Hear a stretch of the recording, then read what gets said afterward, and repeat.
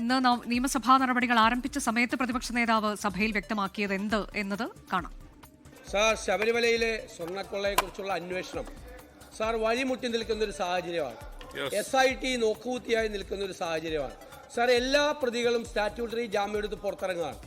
അടുത്ത ദിവസം 3 സുപ്രധാനമായ CPM നേതാക്കളും ഉണ്ണികൃഷ്ണൻ പോറ്റി കൂടി ജാമ്യം കിട്ടി പുറത്തിറങ്ങാൻ പോവാണ്. സാർ, സ്വർണ്ണക്കൊള്ള ശബരിമലയിലെ അയ്യപ്പന്റെ സ്വർണം കവർന്നത് യാതൊരു തെളിവുമില്ലാതെ ഇനി പുതിയ പ്രതികളെ കുറിച്ചുള്ള അന്വേഷണം പോലും നടത്താതെ ഉള്ള പ്രതികൾക്ക് പുറത്തിറങ്ങാനുള്ള അവസരം ഉണ്ടാക്കി കൊടുത്തുള്ള അപകടകരമായ നിലയിലേക്ക് SIT അന്വേഷണത്തേക്കാണ്.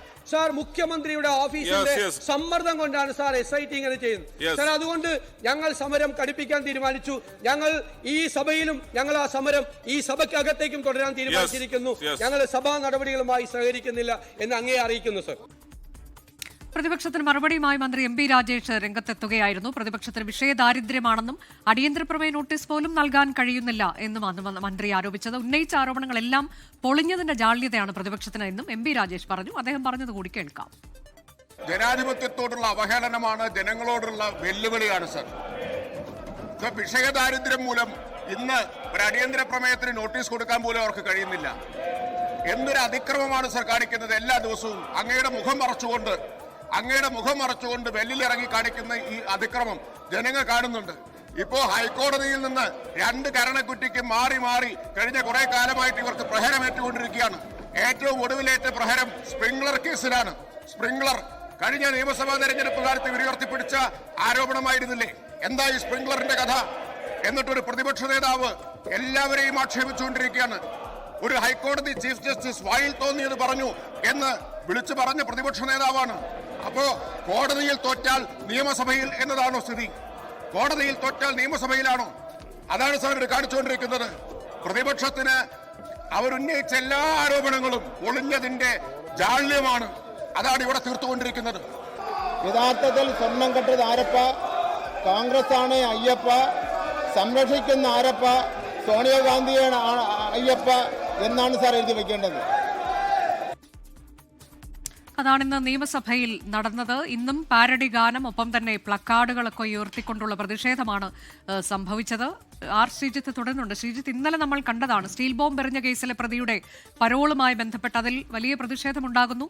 ഇന്നെന്താ ചർച്ചയില്ലേ എന്നുള്ള പ്ലക്കാർഡുമായി പ്രതിപക്ഷം വരുന്നു. അപ്പോൾ അതിൽ ഭരണപക്ഷം രൂക്ഷ വിമർശനം ഉന്നയിക്കുകയാണ്. ഇന്നും അതുപോലെ തന്നെ എന്തുകൊണ്ടാണ് അടിയന്തര പ്രമേയത്തിന് നോട്ടീസ് നൽകാത്തത് എന്നൊരു ചോദ്യം ഭരണപക്ഷത്തിന്റെ ഭാഗത്തുനിന്ന് ഉയരുകയാണ്. വലിയ പ്രതിഷേധമാണ് ഇന്ന് ശബരിമല സ്വർണ്ണക്കൊള്ളയിൽ ഉയർന്നത്, അല്ലേ?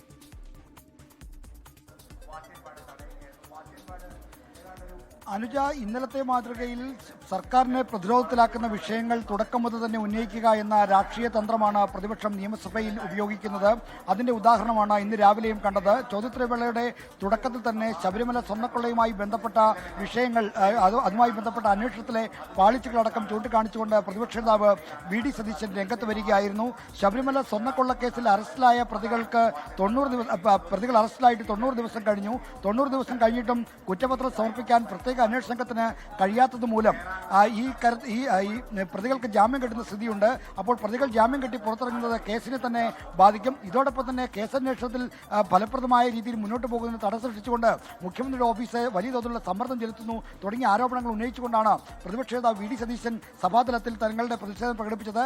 സഭാ നടപടികളുമായി സഹകരിച്ച് മുന്നോട്ട് പോകാൻ നിർവാഹമില്ല എന്ന കാര്യം അറിയിച്ചു. പിന്നാലെ പ്രതിപക്ഷങ്ങൾ ഒന്നടങ്കം സഭയുടെ നടുത്തളത്തിലേക്ക് വരികയായിരുന്നു. സ്പീക്കറുടെ മുഖം മറച്ചുകൊണ്ടുള്ള ബാനർ ഉയർത്തിയും പ്ലക്കാർഡുകൾ ഉയർത്തിയും മുദ്രാവാക്യം വിളിച്ചുകൊണ്ടും സ്പീക്കറുടെ കവാടത്തിന് മുന്നിലേക്ക് തള്ളിക്കയറാൻ ശ്രമിച്ചും പ്രതിപക്ഷങ്ങൾ നിലയുറപ്പിച്ചു. അതോടുകൂടി സഭ പ്രക്ഷുബ്ധമായി. ഭരണപക്ഷാംഗങ്ങളും അവരുടെ സീറ്റുകളിൽ നിന്ന് എഴുന്നേറ്റ് ട്രഷറി ബെഞ്ചിന് സമീപത്ത്, അതായത് വെല്ലിലേക്ക് ഇറങ്ങുന്നതിന് തൊട്ട് സമീപത്ത് മുദ്രാവാക്യം വിളികളുമായി ഭരണപക്ഷാംഗങ്ങളും നിലയുറപ്പിച്ചു.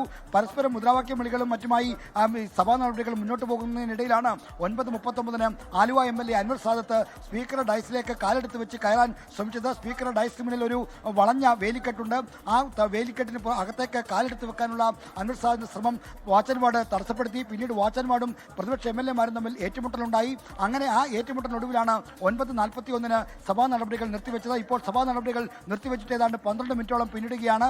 എന്തായാലും ചോദ്യോത്തരവേള കഴിയുന്ന ഘട്ടത്തിൽ സ്പീക്കർ സഭ പുനരാരംഭിക്കാൻ ശ്രമിക്കും. അപ്പോഴും സഭ പ്രക്ഷുബ്ധാവസ്ഥയിലേക്ക് പോകാൻ സാധ്യതയുണ്ട്. അതുകൊണ്ട് തന്നെ സഭാ നടപടികൾ ഇന്ന് പൂർണ്ണമായും ബജറ്റ് മേലുള്ള പൊതുചർച്ചയുടെ 2ാം ദിവസവും സഭ സമീപിക്കാനാണ് സാധ്യത.